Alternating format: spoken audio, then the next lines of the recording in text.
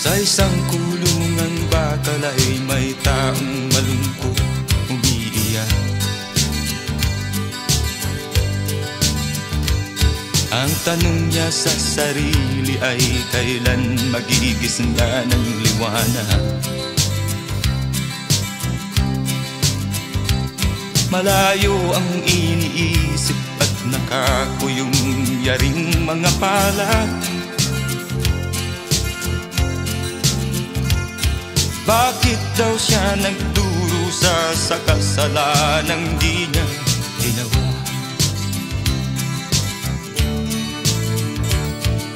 Kahapon lamang ay kapiling niya kanyang asawa at anak. Namumuhay nagtahimik sa isang munting tahanang may tuwa. Ang kaligayahan ay pinutol ng isang paratang sa kanya. Siya daw ang may sala sa isang krimen na di naman niya ginawa. Wala na bang katarungan ng isang nilalang na katulad niya? Ilan pang tulad niya ang magdurusa ng walang kasalanan?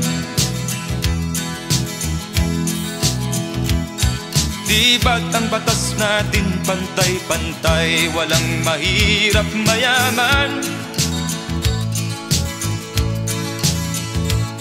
Bakit marami ang nagdurusang mga walang kasalanan?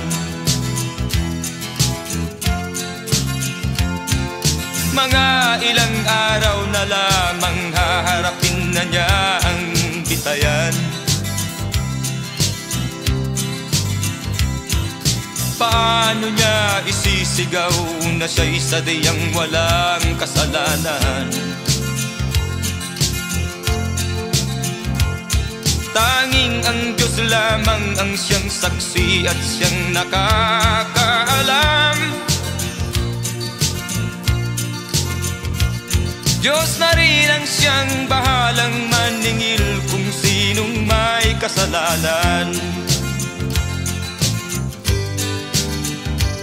Dumating na ang araw, haharapin na niya kanyang kamatayan.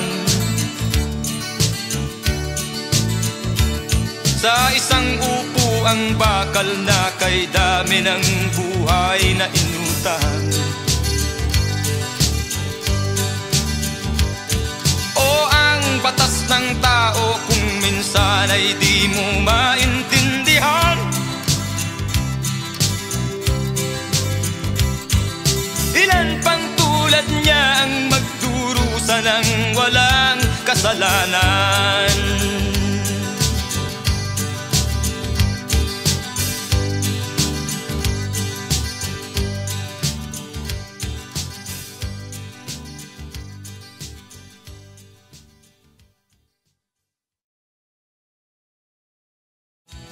Wala na bang katarungan ng isang nilalang na katulad niya? Ilan pang tulad niya ang magdurusa ng walang kasalanan?